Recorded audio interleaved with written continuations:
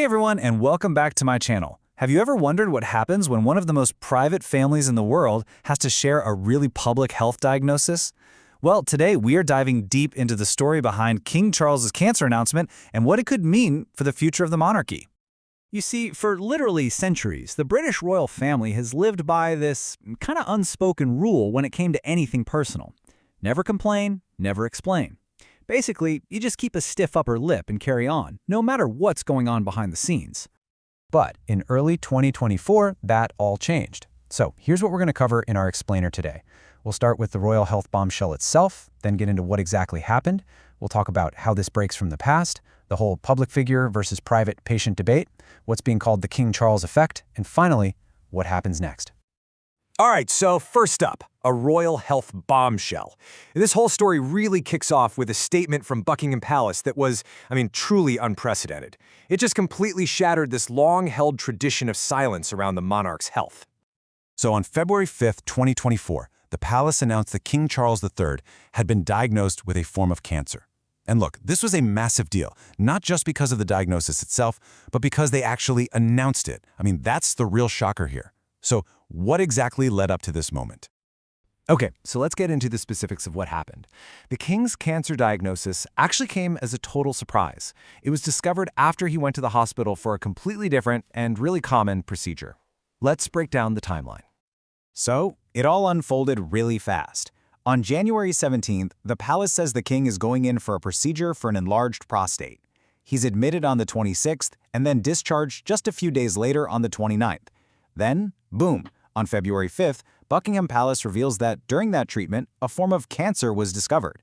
It's a pretty wild turn of events. Now, that first condition was something called benign prostatic hypertrophy, or BPH. So, what exactly is that? Right, so BPH is a super common condition, it's not cancerous, where the prostate gland gets enlarged. It happens to almost every guy over 50. The palace was really clear that this initial condition was benign, but it was during that very procedure that the doctors noticed something else. And this is what's known in the medical world as an incidental diagnosis. Yeah, an incidental diagnosis is pretty much what it sounds like. It's when doctors unexpectedly find one condition while they're looking for or treating something totally different. So to be clear, the palace confirmed it was not prostate cancer, but some other form of cancer found completely by chance. And just the act of telling the public this, well, that was a huge break from royal tradition. So let's talk about that. Breaking from the past. Because to really get how big of a deal this announcement was, you have to look at how the royals used to handle this stuff. And honestly, the difference is, it's pretty stunning. Okay, look at this. On one side, you have King George VI back in 1952. He had lung cancer, but the diagnosis was a total secret. Not just from the public. Some historians say the king himself wasn't even told he was terminally ill. Now, fast forward to 2024 with his grandson, King Charles. He's diagnosed with cancer, and it's publicly announced by the palace with the goal of preventing rumors and helping people understand. Even the late Queen Elizabeth II kept her health very private. Her death certificate just said old age. So this new approach from Charles, it immediately kicked off a massive debate. Which brings us to our next section, public figure, private patient. The king's announcement really opened up some huge questions, ones that are super relevant for all of us, especially in the age of social media. Think about it. How much does the public really have a right to know about the health of a public figure? Yeah, he's the head of state, but at the end of the day, he's also just a person, a patient, going through something really serious. And that leads to an even tougher question. Where do we draw the line between what's in the public's interest and what is just plain personal privacy? It's a tricky one, and there are really strong arguments on both sides of this. So if you look at the arguments for transparency, people say, hey, he's the head of state, his health affects his job, and taxpayers fund the role. Plus, being open stops rumors from spreading. Makes sense. But then the argument for privacy is also really powerful. Every single person has a right to medical privacy. It reduces stress during an already difficult time. And Kensington Palace even pointed this out recently regarding the Princess of Wales, saying she has a right to medical privacy, quote, as we all do. But while that debate is still going on, one thing is for sure. The king's choice to share his story had an immediate and really powerful effect on the real world.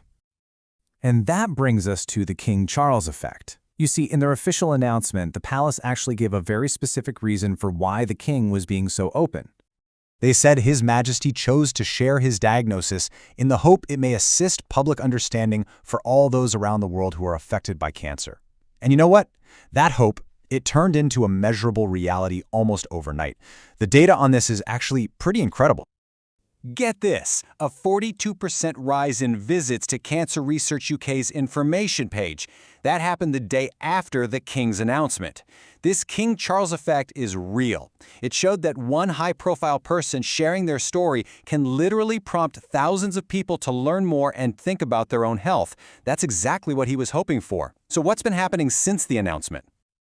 All right, so what happens next? Well, following the diagnosis, the king started treatment, but also kept up with his work behind the scenes. It's kind of like he's creating a new blueprint for what it means to be a reigning monarch in the 21st century. So he began a schedule of regular treatments back in February 2024. He had to postpone his public-facing duties for a while, but he kept up with all the state business. Prince William stepped up to cover some of the public events, which makes sense. And then we saw him gradually return to public events, like Trooping the Color in June 2024. The palace even gave an update in December 2025, saying his treatment schedule would be reduced. It really shows a new way of doing things, adapting the role to the reality of the situation. And I think this quote really gets to the heart of it. In times of existential threat, the yearning to embrace and be embraced by family is visceral. It's a powerful reminder that beyond all the titles in the tradition, this is just a human story. As this oncologist wrote, getting a diagnosis like this is a universal experience. That need to have your family around you, that's something we can all understand, whether you wear a crown or not. So King Charles's approach has definitely set a new precedent. But it does leave us with one final, really big question to chew on. Is this new openness a genuine move towards real transparency, or is it just a very, very smart new chapter in royal public relations? It's a fascinating thing to think about. So, what do you guys think? Is this a permanent change for the royals, or just a temporary strategy? Let us know your thoughts in the comments below. We'd love to hear from you. And that's a wrap on our explainer. If you found this helpful, don't forget to hit that like button, share it with a friend, and of course, subscribe to my channel for more deep dives. Thanks so much for watching.